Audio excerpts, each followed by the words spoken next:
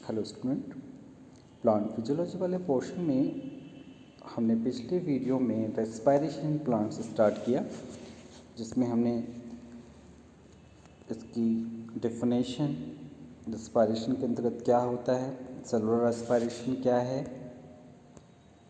इसके लिए raw materials क्या होते हैं, रेस्पायरेशन कितने प्रकार का होता है। तो जिसमें हमने रेस्पायरेशन की टाइप्स बताई थी और एरोबिक रेस्पायरेशन को स्टार्ट किया था। एरोबिक रेस्पायरेशन में ये बताया था कि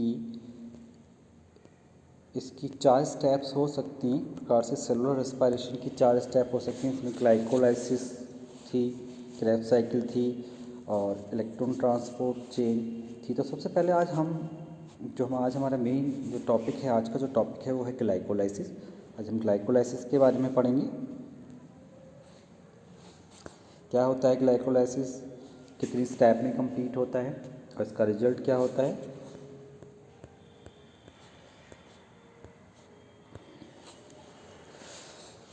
तो ग्लाइकोलाइसिस क्या है और ये इसकी इम्पॉर्टेंट बात क्या है, ये दोनों ही टाइप की रिएक्शन में कॉमन होता है। इस स्टेप में आखिर होता क्या है, इस स्टेप में एक मॉलिक्यूल हेक्सोस का स्टेप वाइज ब्रेक डाउन होता है, तो 2 मॉलिक्यूल पायरुविक एसिड के बनाते हैं। इसके लिए आपको ग्लाइकोलाइसिस कहते हैं, क्योंकि इसकी जो कंप्लीट मैकेनिज्म है वो embedded mayor and Parnas scientist थे, इसलिए उनको EMP पाथवे भी कह दिया जाता है। और ये क्रिया साइटोप्लाज्म के अंदर होती है। ऑक्सीजन की प्रेजेंस या एब्सेंस में हो सकती है, कोई फर्क नहीं पड़ता। इस क्रिया में ग्लूकोज का एक अणु कई एंजाइम की प्रेजेंस में 2 पायरुवेट, 4 हाइड्रोजन तथा 8 ATP में टूटता है। तो ग्लाइकोलाइसिस को इस प्रकार से एक्सप्लेन कर सकते हैं, the sequence of reaction in which glucose is broken down into molecules of pyruvic acid. यानी कि एक तरह से 6 कार्बन वाला ग्लूकोज मॉलिक्यूल 3 कार्बन वाले पायरुविक एसिड में टूट जाता है। Also called as EMP pathway, named after their discoverer Embden Meyerhof and Parnas. तो इसको EMP पाथवे भी बोलते हैं, साइंटिस्ट के नाम पे इनका EMP पाथवे रखा है। फर्स्ट स्टेप में break down of glucose, first step में ग्लूकोज का ब्रेक डाउन होता है। Does not require presence of oxygen and there is no output of carbon dioxide. Occur in cytoplasm, cell की cytoplasm में पाई जाती है। Involve series of 10 reaction each control by specific. इसमें एक्चुअल में होता क्या है, 10 रिएक्शंस होती हैं और प्रत्येक रिएक्शन एक स्पेसिफिक एंजाइम द्वारा कंट्रोल होती है। कौन कौन से हम इस रिएक्शंस को हम डिवाइड कर सकते हैं। इन रिएक्शंस को, जो 10 रिएक्शन हैं, इनको हम 3 ग्रुप में स्टडी कर सकते हैं। The reaction are studied in 3 groups. Number 1, activation और फॉस्फोराइलेशन ऑफ ग्लूकोज मॉलिक्यूल। पहली जो स्टेप होती है वो फॉस्फोराइलेशन ऑफ ग्लूकोज मॉलिक्यूल की, इसमें ग्लूकोज का फॉस्फोराइलेशन होता है। दूसरी स्टेप में क्लीवेज या फ्रेगमेंटेशन होता है। तीसरी रिएक्शन में ऑक्सीडेशन होता है। यानी कि ये जो 10 रिएक्शन होती हैं 3 स्टेप में कंप्लीट होती हैं।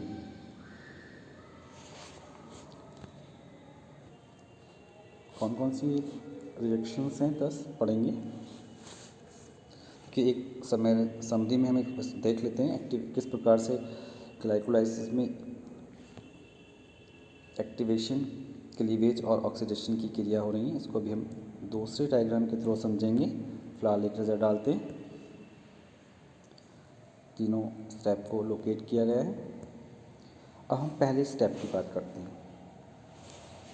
एक्टिवेशन या फॉस्फोराइलेशन ग्लूकोज। इस स्टेप में 3 स्टेप हैं। एक तो फॉस्फोराइलेशन ऑफ ग्लूकोज, यानी कि ग्लूकोज 6 फॉस्फेट में कन्वर्ट होने। इस स्टेप में ग्लूकोज 6 फॉस्फेट में कन्वर्ट हो जाता है और इसमें जो एंजाइम काम करता है वो हेक्सोकाइनेज एंजाइम काम करता है और इसमें एक ATP टूटकर ADP बनाता है। सेकेंड स्टेप में होता है आइसोमराइजेशन। आइसोमराइजेशन में जो ग्लूकोज 6 फॉस्फेट है वो फ्रक्टोज 6 फॉस्फेट में आइसोमराइज हो जाता है और ये क्रिया फॉस्फो आइसोमराइज द्वारा कंट्रोल होती है।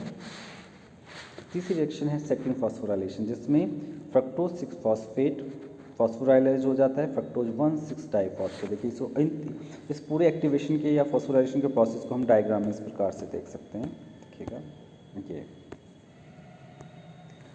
ग्लूकोज से ग्लूकोज 6 फॉस्फेट बनना, ग्लूकोज 6 फॉस्फेट 6 फ्रक्टोज 6 फॉस्फेट बनना और फ्रक्टोज 6 फॉस्फेट फ्रक्टोज 1,6 डाइफॉस्फेट बनना। हेक्सोकाइनेज ग्लूकोआइसोमेरेज और फॉस्फोफ्रक्टोकाइनेज की प्रेजेंस में क्रियाएँ हो रही हैं और इसमें दो जगह आप देख रहे हैं कि एटीपी से एडीपी बन रहा है, यानी कि दो जगह एटीपी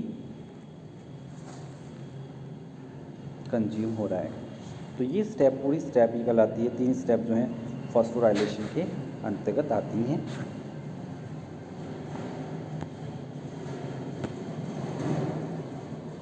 इस प्रकार अगली स्टेप है क्लीवेज। क्लीवेज में क्या होगा, फ्रक्टोज 1,6 डाइफॉस्फेट कन्वर्ट हो जाएगा, जो एक अनस्टेबल कंपाउंड है स्प्लिट हो जाएगा और तीन कार्बन कंपाउंड बनाएगा three phosphoglyceric acid and DHAP di hydroxy acetone phosphate में एक तरीके से स्प्लिट हो जाता है ये।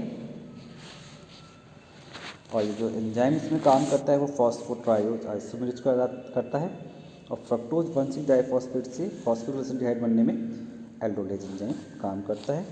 इसके बाद जो अगली स्टेप, जो 5वीं स्टेप होती है, वो होती है isomerization. Glycolysis utilize only PGL, therefore DHAP is isomerized to PGL।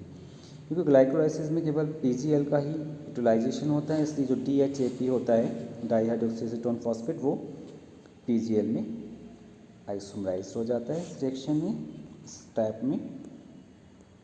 इस प्रकार ये 5 स्टेप होती हैं। अगली स्टेप जो 6 स्टेप है वो है ऑक्सीडेटिव फॉस्फोराइलेशन या डिहाइड्रेशन इसको बोलते हैं। इसमें क्या होता है, 3-PGL is oxidise by removal of hydrogen and stimulus and simultaneous phosphorylation of the product resulting in 1,3-diphosphoglyceric acid। इसमें 3-फॉस्फोग्लिसराइड से 1,3-डाइफॉस्फोग्लिसराइड बनता है। देखिए इसको हम भी डायग्राम में देखेंगे, दोनों स्टेप्स को जो नहीं देखा हमने। ये देखिए एल्डोलेज की प्रेजेंस में 3-फॉस्फोग्लिसराइड बन रही है और इधर डाईहाइड्रोक्सी एसीटोन फॉस्फेट बन रहा है। आइसोमराइजेशन के बाद 1,3-डाइफॉस्फोग्लिसराइड बना 7th स्टेप में, और इससे फिर 3-फॉस्फोग्लिसरिक एसिड बना। यहाँ पर भी देखिएगा ग्लिसरल्डिहाइड जो था उससे 1,3-डाइफॉस्फोग्लिसराइड बनने में 2NADH2 बन रहा है। उधर भी इसके अगली स्टेप जो है 1,3-डाइफॉस्फोग्लिसराइड से 2,3-फॉस्फोग्लिसराइड बनने में ग्लिसरिक एसिड बनने में भी 2 ATP का निर्माण हो रहा है। देखिएगा इस प्रकार से।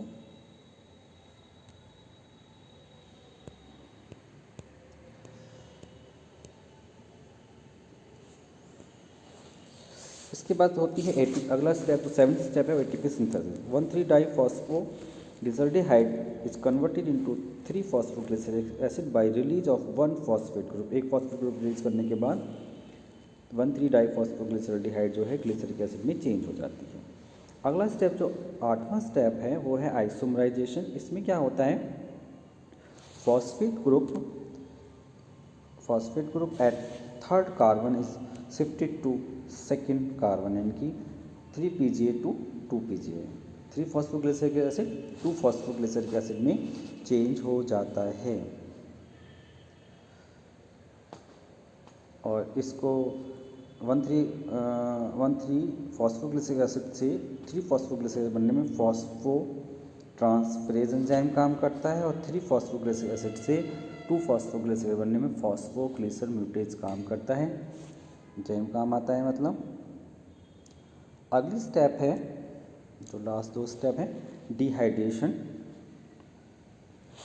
डिहाइड्रेशन में क्या होता है, 2 PGA loses a molecule of water and gets converted to PEP। इससे एक वाटर का मॉलिक्यूल तो लूज हो ही रहा है और इससे 2 फॉस्फोइनॉल पायरुविक एसिड का निर्माण होता है। लास्ट स्टेप है ATP synthesis, formation of pyruvic acid.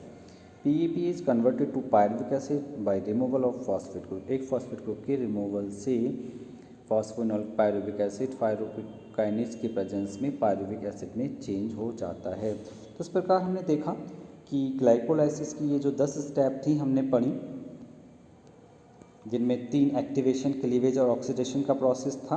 किस प्रकार से ATP का निर्माण हो रहा है, NADPH2 का निर्माण हो रहा है, ये सारा इस जो प्रोटोकॉल है इस प्रकार से दिखाई दे रहा है। ठीक है, कौन से एंजाइम की प्रेजेंस है, किस एंजाइम की प्रेजेंस से क्या प्रोडक्ट बन रहा है, तो सारा कुछ इस सीरीज में हम बहुत ध्यान से इसको देखेंगे। ठीक है, जितना कुछ अभी हमने स्टेप को देखा, ये 10 जो 3 स्टेप हैं, इन 10 स्टेप 3 जो उसकी स्टेजेज हैं वो इन 10 स्टेप में कंप्लीट हो रही हैं। कौन से स्टेप में क्या हो रहा है ये हमने डिस्कस किया। तो आज हमने ग्लाइकोलाइसिस पढ़ा जो साइटोप्लाज्म में होता है सेल के। यदि हम इसके ATP बैलेंस की, नेट ATP बैलेंस की बात करें तो हम देखें पूरी रिएक्शन में जो यूटिलाइज हुए हैं ATP वो हुए हैं 2 ATP कंजप्शन हुआ है। हम देखें तो 2 ATP कंजप्शन ये हो रहा है, यूटिलाइज हुए हैं 2 ATP और 4 ATP डायरेक्टली बने हुए हैं। दो हम देखें तो 4 ATP डायरेक्टली बने हुए हैं और 6 ATP का निर्माण जो हुआ NADH2 से हुआ है। तो इस प्रकार हम इसको नेट गेन यदि हम निकालेंगे तो 8 ATP आएगा। 10 ATP का निर्माण होता है, 2 ATP कंज्यूम होती है, इसलिए जो नेट ATP यहाँ पर ग्लाइकोलाइसिस में बनते हैं वो 8 ATP होते हैं। इस प्रकार हमने ग्लाइकोलाइसिस वाला स्टेप पढ़ा। अगले वीडियो में हम क्रेब्स साइकिल के बारे में पढ़ेंगे। तो आज का वीडियो यहीं समाप्त होता है। अगले वीडियो में क्रेब्स साइकिल के साथ आपसे मिलते हैं। धन्यवाद।